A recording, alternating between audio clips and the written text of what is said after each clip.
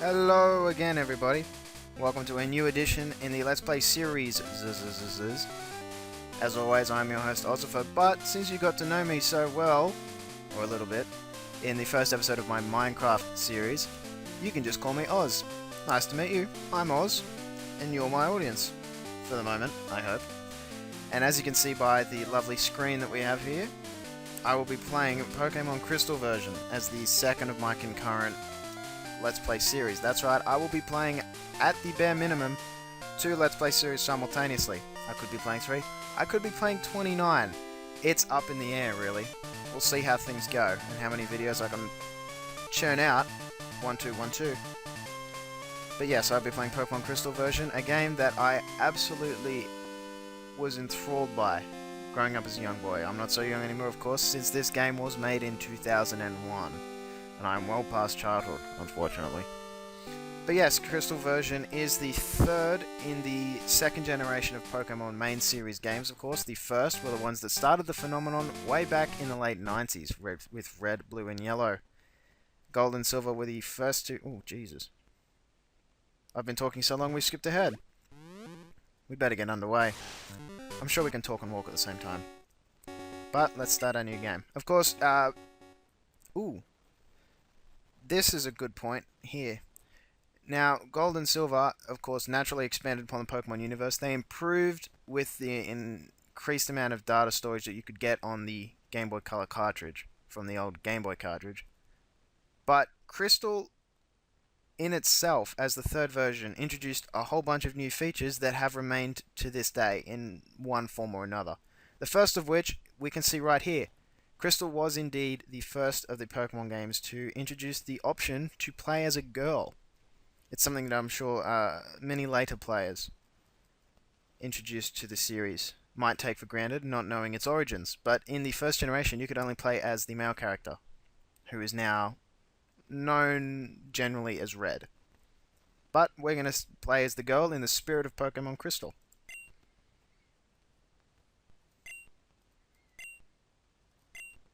Let's pick a time of day. Random. I'm closing my eyes. I swear I'm not looking at the screen, and we're going to stop right there. Alright, 1 o'clock. Good time to start a journey, I think. How many minutes? Where's he going to stop? He's stopping now. 52 minutes. 1:52. You're done, right? You overslept. Even I don't sleep in that late, and I am lazy. I mean, for Christ's sakes, I'm making videos on YouTube. I'm kidding, relax. Oopa! And of course here we have the traditional introductory spiel for anybody who hasn't played any other Pokemon games. I don't know why you would not have played any other Pokemon games. They're fantastic games. What did we say her name was? Well, I think the female character is generally known as Chris, so let's pick Chris. We are Chris. Chris.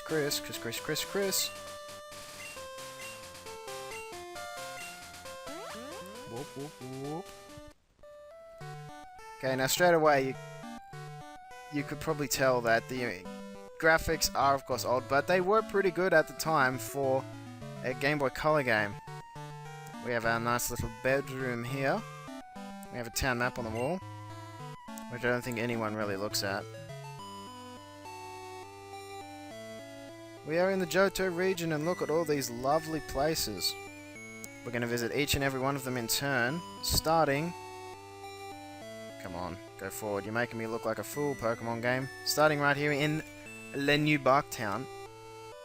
But one thing that was actually removed from Generation 1 into Generation 2 was in this box. There's nothing in here. In Generation 1, you did actually manage to get a potion for those people savvy enough to grab it on their way out. Here, you don't get that option.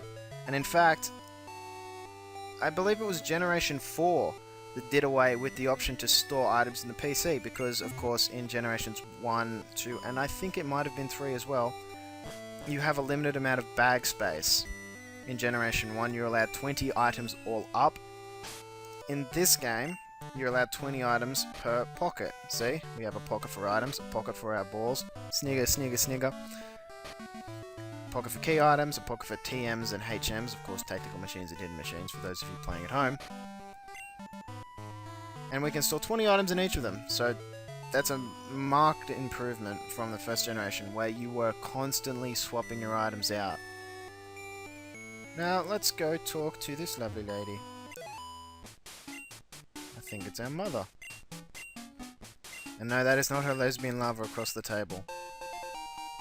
Because that would be weird. Especially back in 2001. Well, I really only back in 2001 when this sort of stuff didn't show up in children's games. Let's pick a random day. Random day, random day. Tuesday. Tuesday. If anyone's ever watched Rex the Run, you'd probably understand that. Vince. If you haven't seen Rex the Run, please watch it. It's a fantastically funny and quite simple-minded show. But it's good.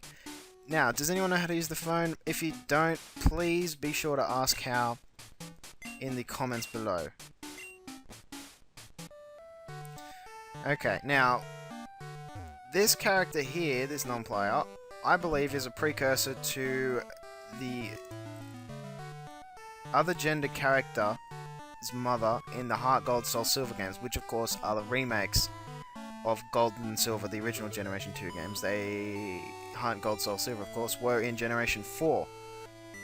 Right at the end of Generation 4, I believe. The last games to come out before the current one. And you can probably... It's sort of implied with this dialogue right here. But yes, the character... The gender character you don't pick at the start of Heart Gold Soul Silver is a non-play character who roams around Johto and gives you little tips and tricks that... Really, if you were playing it, you would know by now. But yes, I believe that that's a nice little piece of headcanon for me. So I'm running with it. And we are in New Barktown proper. Is this the Technology is Amazing guy? No. That's disappointing. There's always a chubby guy out the front of the Pokemon lab who always says, "Technology is amazing. You can do," insert, you know, new gaming feature that was introduced in that game. I miss that guy. He wasn't in Generation 5. Poor guy. But I don't think anyone really checks in these houses, do they? I certainly haven't checked any. When I was playing the Generation 4 games, Diamond, Pearl, Platinum, I never had a look at my neighbours' houses in Twinleaf Town. No sirree, Bob. But before we progress any further, I will point out one thing. Because of the day-night feature in Generation 2 that was introduced in that generation, the batteries for the game cartridges had a limited life supply, which I believe was about 10 years. So, Pokemon Gold and Pokemon Silver essentially died 2 years ago, because they were released in the US and Western audiences in 2000, if I'm not mistaken. And Crystal, of course, died last year. So, the only real way to play a physical copy of the games is to A, insert a new battery, or B, reverse engineer the cartridge. Now, I've done neither, but if you have done either or both, congratulations on playing your ancient copy of Pokemon. I am, of course, using an emulator. In particular, the Visual Boy Advance emulator. Now, I will stipulate right now, this does not mean that I endorse the use of emulators or ROMs or illegal downloading or piracy. This is strictly, as far as anyone is concerned, for educational and critical purposes. And who's this fellow up here? We'll find out later, I'm sure. Spoiler alert, spoiler alert, spoiler alert, Dumbledore dies. Right, now let's go in the lab. I love the upbeat music in this game. It's very nice. In fact, there are still several tracks from this game, the 8-bit versions, or the 16-bit versions, I think, that I have on my iTunes. He has a problem, eh?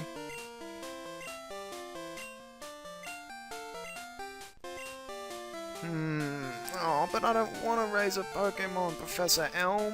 I want to stay home and sleep in until 1:52 in the afternoon. Oh, I guess we might as well. It'd make for a boring Let's Play otherwise. I can't sing right now, but I'm like jigging my shoulders to this music. It's good stuff.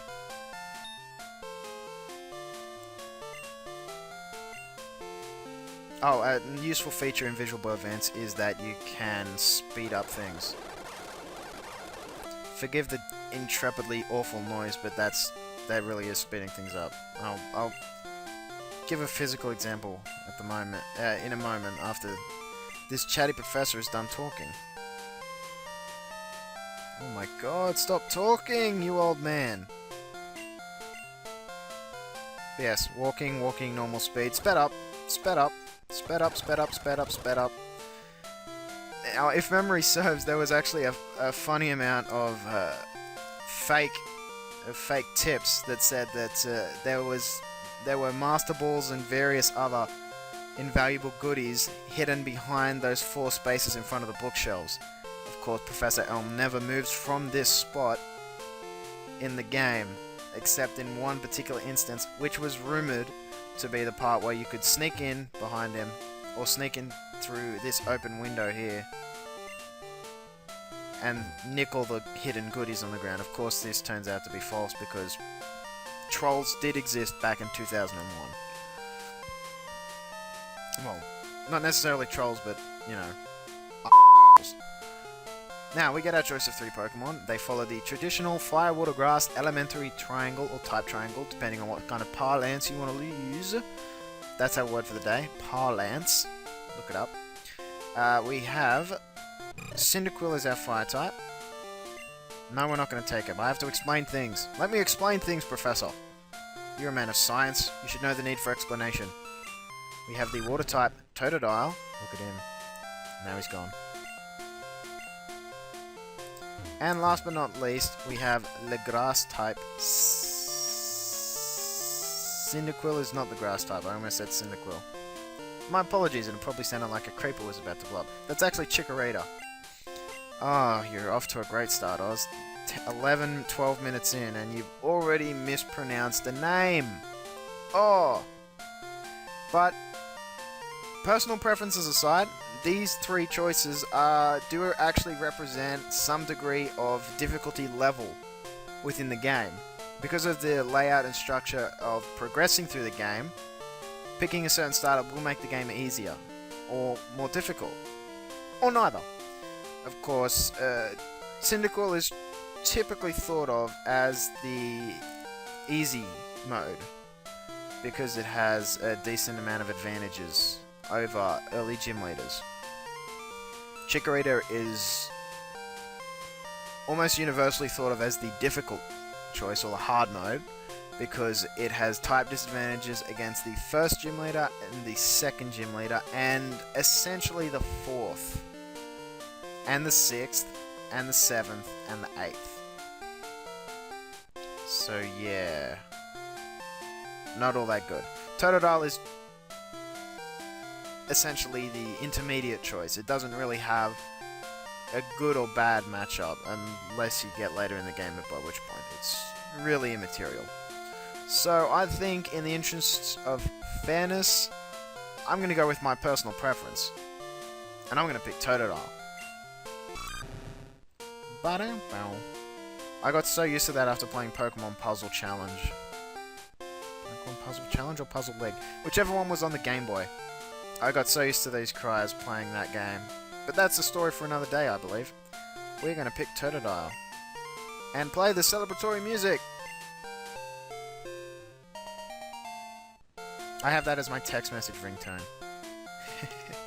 It's fantastic. My actual ringtone is another piece of music from these games, which we will come across very soon. Yeah, we're going to give him a nickname. We're going to give all our Pokemon nicknames.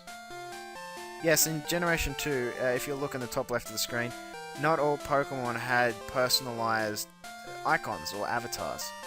They were generally sorted by body type. Except I do think that Sudowoodo in this game gets a unique sprite. Ho-Oh and Lugia get unique sprites. I think Suicune gets a unique sprite in this game and this game only. Although I may be wrong. It has been a while since I played this game. Oh, and Gyarados gets its own one as well. But let's call our little Totodile. Let's call him Steve, after Steve Irwin.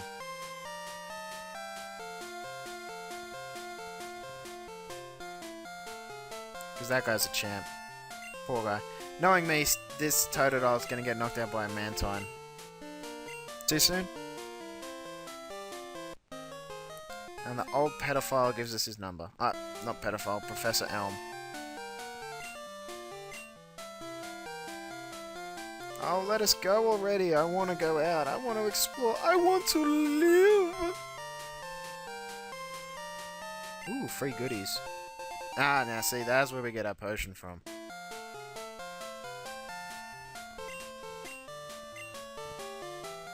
He's actually right about it. There is another one somewhere. Now...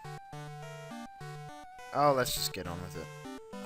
I can never remember if these games make you go back to talk to your mother or not, because all the new games make you do it. Now, did you see that? That little sign that showed up?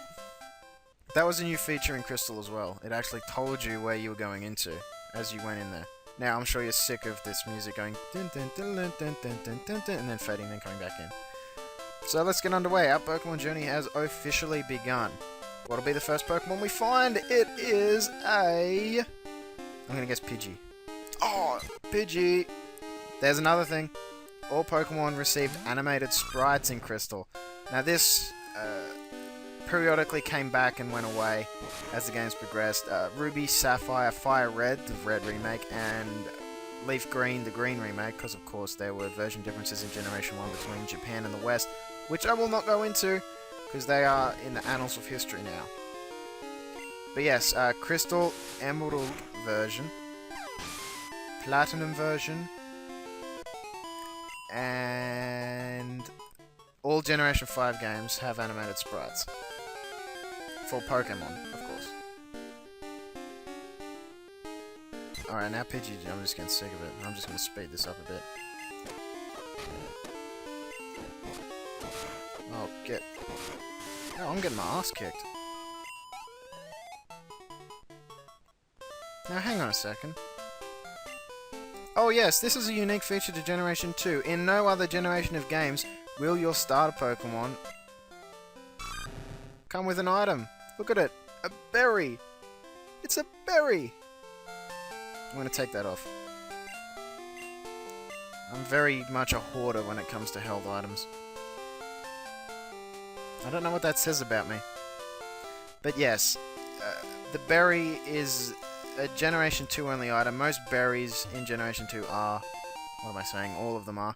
In Generation 3 and later, the plain old berry, quote unquote, was replaced with the Oran berry. And various other berries were replaced with various other berries with different names. So they were basically just renamed. Oh, let's just... I keep forgetting I can speed this stuff up. Critical! Booyah! And we gain our first level. Steve has grown to level 6. Look at that attack stat. Yes, Totodile is geared towards the physical side, that is attack and defense, and not necessarily special side, special attack, special defense. Its speed is alright, and its health is alright. Chikorita and its line of evolutions is primarily defensive. They have high defense, special defense, and health, but mediocre stats in the other categories. And I believe that Cyndaquil in its line is the opposite of Chikorita. High offense, that is attack, special attack, and speed, and low defenses. And we have a Sentret. Brand new Pokemon in Generation 2. Had no idea what it did, but it evolved into Ferret, which looked hilarious.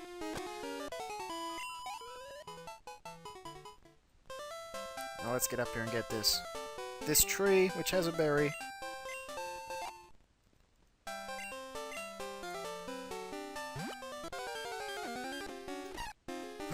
A Hoppip! Oh, wow. I didn't know you could find them in this route. But yes, Hoppip is a grass type and a flying type, and usually held with the same amount of contempt as Magikarp, except Hoppip can't evolve into a giant kill monster of destruction. Personally, I have a soft spot for them. I mean, look at that smile. It's like a flying whooper. But yes, they have Splash for a while. And people don't like them. I think they're underestimated. In playing Pokemon Emerald once, I came across a Jumpluff in the Battle Factory, which destroyed me. So I have respect for these little guys. Of course, Jumpluff is its final evolution. Oh, for the heck of it, let's just get one more level. You know what? No, never mind. Let's go into Cherry Grove City! The first new town, which of course never has a gym. No matter where you go, the second town never has a gym. And look at that, we're at 20 minutes already! Oh, how the time has flown by!